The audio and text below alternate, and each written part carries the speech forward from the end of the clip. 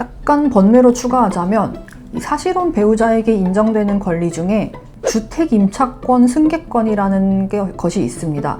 주택임대차보호법 제9조에 보면 이 임차인이 상속인 없이 사망한 경우에는 같이 살고 있는 사실혼 배우자가 그 임차인의 권리 의무를 전부 승계하고. 안녕하세요. 변호하는 사이 은지민 변호사입니다. 예전보다 이혼 비율이 높아지면서 그에 따라 재혼 비율도 같이 늘고 있습니다.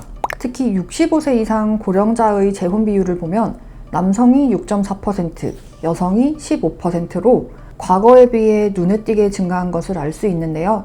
그런데 재혼, 그 중에서도 이렇게 황혼 재혼의 경우에는 필연적으로 상속 문제가 생길 수밖에 없습니다. 오늘은 실제 사례를 바탕으로 이 재혼 과정에서 발생하는 상속 분쟁을 짚어보겠습니다.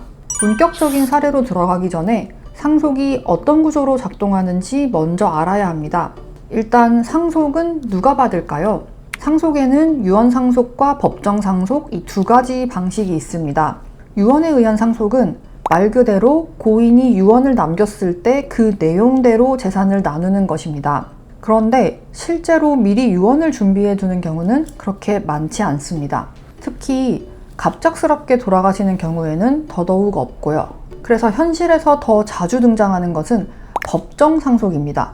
이 법정상속은 유언이 없거나 이 요건을 갖추지 못해서 유언이 무효가 된 경우에 민법이 정한 순서대로 상속이 이루어지는 것을 의미합니다.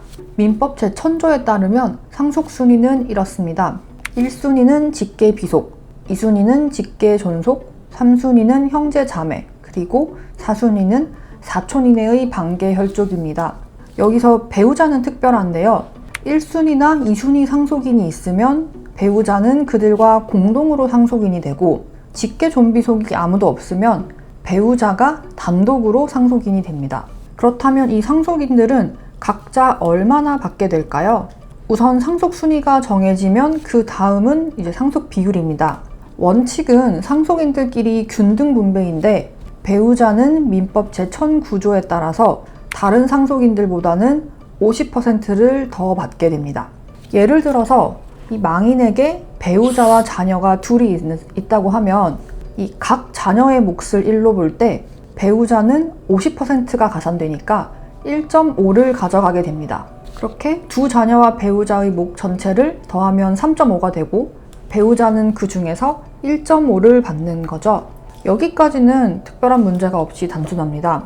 그런데 재혼 가정이 되면 구조가 달라집니다. 잠깐 가상의 가족을 만들어 볼게요. 재혼 남편은 전처와의 사이에서 아들 한 명이 있고 재혼 아내는 전 남편 사이에서 아들이 한 명 있습니다. 그리고 이 재혼 후에 둘 사이에서 딸이 한 명 태어납니다. 이 상황에서 남편이 갑자기 세상을 떠났어요. 유언은 없었는데 그렇다면 상속인은 도대체 누구일까요? 재혼 아내, 그리고 남편의 친아들, 그리고 재혼 후에 태어난 딸, 이렇게 3명이 상속인이 됩니다. 아내가 전혼해서 데려온 아들은 상속권이 없습니다. 아무리 오래 함께 살았어도, 아무리 친자식처럼 키웠어도 아내의 전혼 자녀는 남편과 법적 관계가 없으면 상속권이 생기지 않습니다. 입양을 한다면 또 다른 문제가 되는데요. 입양을 하지 않았다면 이 아내가 데려온 아들은 남편과는 단순한 동거인에 불과합니다. 이 구조를 알고 나면 왜 재혼 과정에서 상속 분쟁이 예고된 문제인지 감이 오실 겁니다. 실제 사례를 바탕으로 말씀드려 볼게요. 60대 여성인 A는 남편과 60대에 황혼 재혼을 했습니다.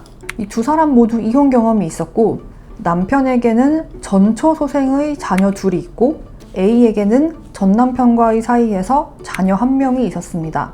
굳이 이 나이에 혼인신고까지 해야 되냐라는 생각으로 두 사람은 혼인신고는 하지 않았습니다. 대신 함께 살면서 주변에 서로 부부로 소개하고 A는 전처 자녀들 결혼식도 챙기고 심지어 혼주석에도 앉았습니다. 이렇게 사실혼으로 지낸 지 10년이 넘었는데요. 그런데 갑자기 남편이 세상을 떠났습니다. 장례까지는 조용히 지나갔는데 장례가 끝나고 며칠 뒤 남편의 전처 자녀들이 찾아와서 혼인신고도 안 했으니 법적으로 남남이다. 집에서 나가라 라고 합니다. 여기서 첫 번째 쟁점, 사실혼 배우자에게 상속권이 있을까 하는 문제가 생깁니다. 우리 민법 제812조는 혼인은 신고해야 효력이 생긴다라고 규정을 합니다. 법률혼, 그러니까 신고를 한 혼인만이 법적 배우자로 인정받는다는 뜻이죠. 그런데 이 사건처럼 이 혼인의 의사는 있지만 혼인 신고를 하지 않은 채 부부처럼 사는 관계를 사실혼이라고 합니다. 우리 법원 또 재산분할 청구권이나 부당 파기 손해배상 청구권 같이 일정 부분에서는 사실혼을 보호합니다. 그러나 사실혼에서 절대 인정되지 않는 권리가 하나 있는데 그것은 바로 상속권입니다. 그래서 A는 10년을 새어머니, 배우자로 살았어도 그리고 전처 자식들 결혼에 혼주로 앉았어도 원칙적으로는 남편에 대해서 상속권이 없습니다. 억울할 수는 있지만 이 남편이 사망하는 순간 A는 이 남편의 재산을 하나도 받지 못하게 되는 거죠. 약간 번외로 추가하자면 이 사실혼 배우자에게 인정되는 권리 중에 주택임차권 승계권이라는 것이 있습니다. 주택임대차보호법 제9조에 보면 이 임차인이 상속인 없이 사망한 경우에는 같이 살고 있는 사실혼 배우자가 그 임차인의 권리 의무를 전부 승계하고, 그리고 임차인이 상속인이 있지만 이 임차인과 상속인이 같이 거주하고 있지 않은 상황에서 임차인이 사망하면 그 상속인과 사실혼 배우자가 공동으로 임차인의 권리 의무를 승계한다고 되어 있습니다. 약간 상속권과 비슷하게 어느 정도 인정해 주는 것처럼 보이는데요. 이것은 사실혼 배우자의 주거권을 보호하는 규정입니다. 다시 사례로 돌아가서 이야기는 여기서 끝나지 않았습니다. 알고 보니 남편이 이런 문제를 걱정했던지 생전에 유언을 하나 남겨두었습니다. 내용은 간단했는데요. 자신의 명의로 된 집을 사실혼 배우자인 A에게 준다라는 것이었습니다. 이 집이 이 남편의 전 재산이었기 때문에 전처 자녀들은 당연히 크게 반발을 했습니다. 하지만 이 남편이 남겨둔 유언은 민법이 요구하는 요건을 갖춘 적법한 유언이었기 때문에 유언 내용대로 집은 전부 A에게 넘어가게 됩니다. 여기서 두 번째 쟁점, 유언이 있으면 그 유언장에서 상속을 받지 못한 다른 상속인들은 한 푼도 못 받는지에 문제가 생깁니다. 이 지점에서 유류분 이야기가 나오는데요.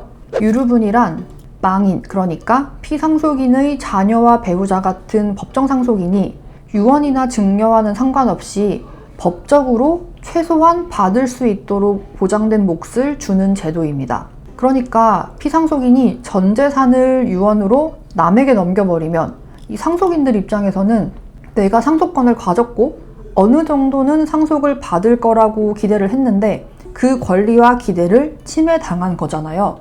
그래서 피상속인의 유언 의사를 존중하면서도 동시에 상속인들의 권리를 어느 정도는 보장해주는 제도를 만들어두는 것입니다. 민법 제1112조에 따르면 이 직계 비속은, 그러니까 망인의 자녀는 법정 상속분의 2분의 1까지는 유류분으로 청구를 할 수 있습니다. 그리고 민법 제1117조에 따라서 이 유류분 반환 청구권은 유류분이 침해되었다는 사실을 안 날로부터 1년 이내에 행사해야 합니다. 이 유류분이 침해되었다는 사실을 언제 알게 되었는지에 대해서는 다툼이 좀 많은데요.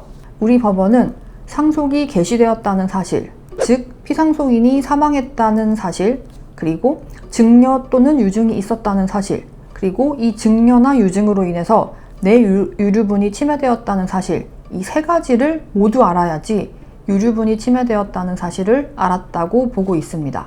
이 사건에서 전처 자녀들은 A를 상대로 유류분 반환 청구 소송을 제기하였는데요. 만약 유언장이 없었으면 전처 자녀 2명이 이 남편의 상속인이기 때문에 이 자녀들이 각각 집을 2분의 1씩 법정 상속 받았을 거죠. 그런데 유류분은 그 법정 상속분의 또 2분의 1까지만 인정을 해주기 때문에 결국 전처 자녀들은 각각 집의 4분의 1 지분을 유류분으로 반환받을 수 있었습니다. 오늘 살펴본 것처럼 이 재혼 가정에서 상속 문제는 혹시 생길 수도 있는 일이 아니라 사실 처음부터 예고된 문제입니다. 혼인신고를 했는지, 입양을 했는지, 유언을 남겼는지, 이 세 가지가 재혼 가정의 상속을 완전 다르게 만듭니다. 오늘 영상이 도움이 되셨다면 좋아요와 구독 부탁드리고 상속과 관련되어 궁금한 점이 있으시면 댓글로 남겨주세요. 다음 영상에서 뵙겠습니다. 감사합니다.